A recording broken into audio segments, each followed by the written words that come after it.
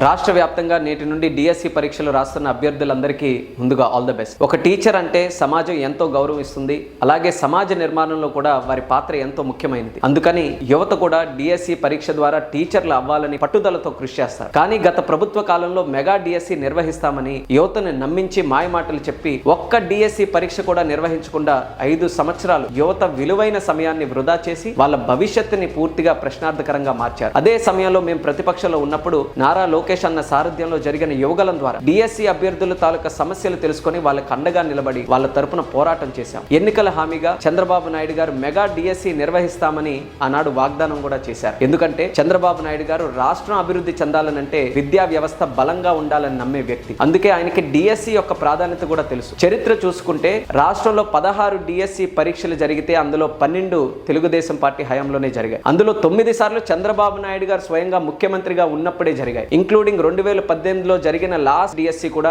ఆయన హయాంలో జరిగింది.